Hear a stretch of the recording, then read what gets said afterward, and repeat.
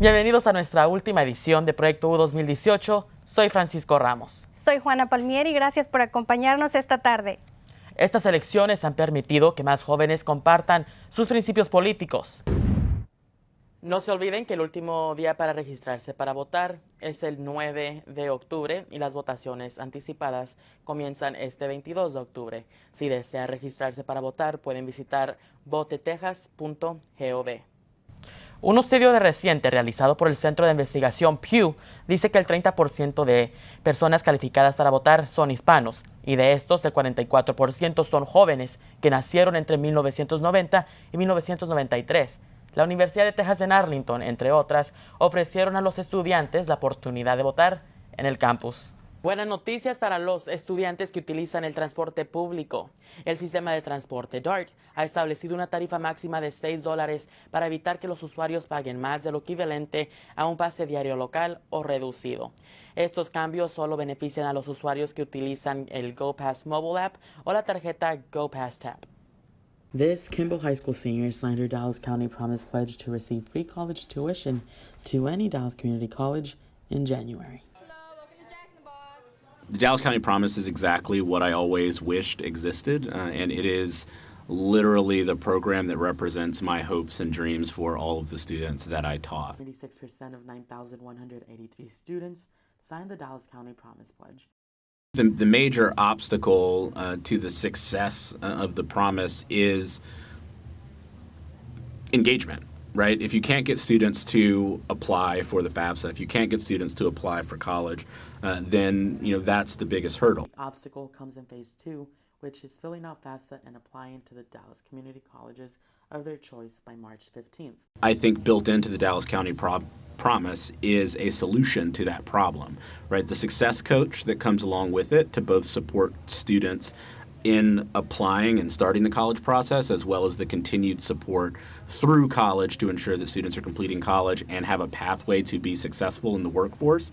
I think that is the key, and that's the part that has been missing that the Dallas County Promise can solve. I didn't really know about FAFSA. My mom didn't really know about FAFSA, and I really appreciate the school for filling in that gap and having all those FAFSA nights and senior meetings to talk about all of the college stuff that I really needed to know. For Cynthia, the Dallas County Promise hits close to home. I come from a single parent household, so I really feel like I have to help my mama pay bills and really help my sister out with anything she needs for school. I always try to help her out. The Dallas County Promise is going to allow me to work to support my family, and I won't have to worry about school and how I'm going to pay for it. Education advocates say this has been long awaited for. The Dallas County Promise could steer Dallas in the right direction. And that's a huge help to making sure that students here have the skills necessary to work here, that we have a workforce here in Dallas that is competitive with people anywhere else in the country or the world. I mean, it's an investment in the future of our students, but it's an investment in the future of our city as well. It really helped me take a step closer to achieving my goal to one day become a crime scene investigator. In Dallas, for NT Daily TV, Francisco Ramos. I am Leslie Campos and I go to Justin F. Kimball. I wake up around 7:35.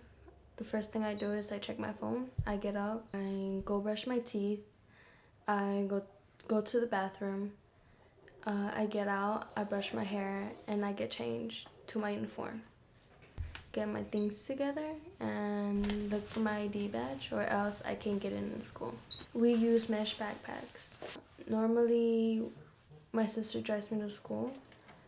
When we have separate entrance, boys and girls. I go through the girls' entrance. I go to the metal detectors, and if the metal detectors go off, I have to get everything out my pockets, anything that's metal. Or if I have a belt, I have to take it off, put it on the table, and go through it again till it doesn't go off. Going to DISD, since at least middle school, you have metal detectors on your front doors, and that's the first thing you do when you walk in. You have to wear your ID badge. They check your bags. I mean, there's a constant routine of, checking your bags even when you're already in class for drug checks or, those kind of things. So a little bit of their reactions to how they feel about an invasion of privacy kind of seem like unfair, just because there's a lot of other students around the country that, I mean, they don't have that same claim to privacy like, you know, these Parkland kids do. Where, I mean, after a shooting, you can understand where those kind of things are necessary. But I mean, in DISD, no one's going around saying that where's the privacy of these kids. And they do it every day. I mean, if you want to talk about invasion of privacy, well, DISD kids, you know, have this going on every day. Privacy is something that's afforded to people who can afford privacy, and it just seems very exclusive. Bachman Lake Together Family Center is actually a place where the nonprofit partners can be co-locating, working together to offer programs for parents and children. So currently we have one of the organizations that's here is Lumen Education. They have 2 Montessori classrooms that are early Head Start, and also they do home visiting program where they're working as early as pregnancy until the ages of 5 to make sure that children are kindergarten ready. We also have Catholic Charities that offers a program called Together We Learn, where they have also programs to prepare children for kindergarten, and also ESL classes that are offered through El Centro Community College and a partnership with them. 2008, when the 0 to 5 Funders Collaborative came together, which are the first funders to fund this work, they actually researched the neighborhood and looked into zip code 75220, and they realized that it was a neighborhood that had been underserved, and also that there were a lot of children that were between the ages of 0 to 5. And so they decided to focus in this neighborhood to make sure that they had impact and that they were able to prepare children. Primarily, the focus at that time was on literacy and making sure that they had, vocabulary to be able to enter the school. My name is Denise Gutierrez, and I'm the social media and communications trainee for this year. I'm in charge of the Facebook page of Bachman Lake Together and Twitter. I have to read the emails and make posts to share on social media. I feel happy to be able to help this family center because it's helped me a lot with my daughters, and so I'm just happy to pitch in and help. My daughter Megan, she went to the Montessori classroom, and then she went to the Bachman Lake, the Together We Learn classes. So it's helped them being more independent. They learn the letters and shapes and everything. So they were ready to start school. It made me more sociable, and I made friends, and I have something to do, and not just stay at home and don't do nothing. I feel part of the community, and I feel good being able to work here. Y en un país donde la presencia hispana crece cada día, existe un área donde son menos representados. Rogel Azucena nos presenta la nota. Para celebrar el mes de la herencia hispana, hay un evento gratis donde puede ir a disfrutar más a su cultura. Se llevará a cabo el jueves 11 de octubre en el Northlake College Community.